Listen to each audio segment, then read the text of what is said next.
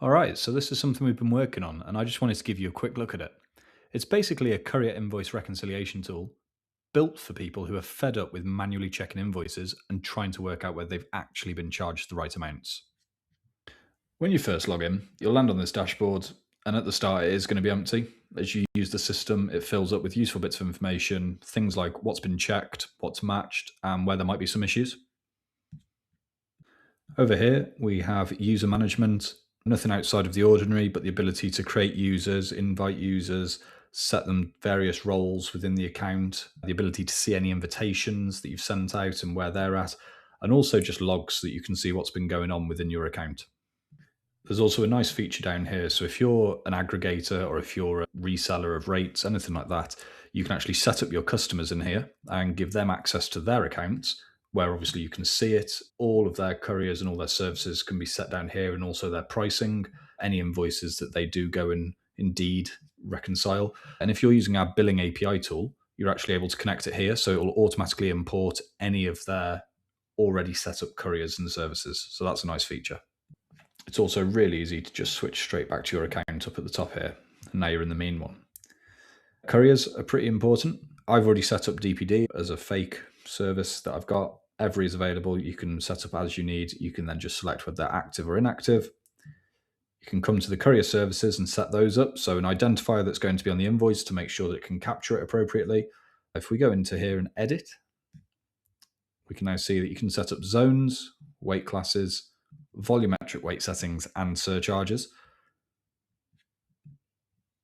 And so I've just set up GB mainland with some pricing. And again, it's weight based, and those are my rates going up.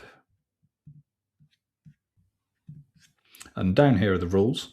So rules are really helpful because if this is even a penny out, it's going to flag it up to you. And you might decide that you're actually okay with a variance of a certain percentage or a certain amount.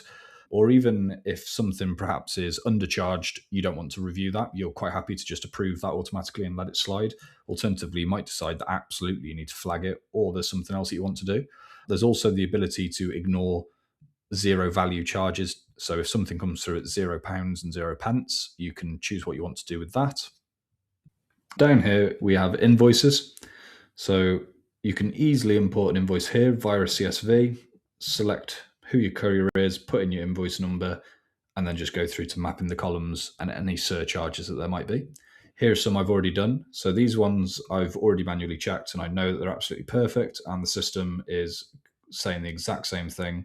If I pick one of these lines at random, what it was expecting, what it's come through at, it's perfectly happy. This one is one that's actually got a discrepancy that we've deliberately put in there. So if I click on this line, it's going to pop up and tell me that I've been overcharged. The amount I've been invoiced was £1 for a fuel surcharge, and it was expecting 50 pence only. Therefore, the difference is 50 pence, 100% variance. A little bit more just to explain it. And there we go. So we can see the line is being flagged as an error. One of the things we have done, which I really like, is the ability to see if we've invoiced a customer. So this could be relevant, again, if you're an aggregator or a reseller of rates, being able to see that you've actually charged each line back to your customer. For example, I know that this invoice I've deliberately not put against my test customer, so therefore it has not charged them in the slightest.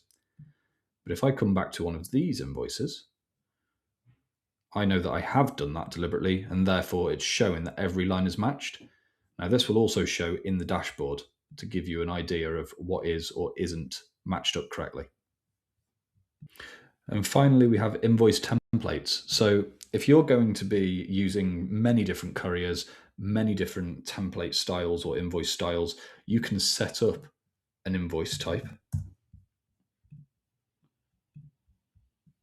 with all the CSV fields already mapped.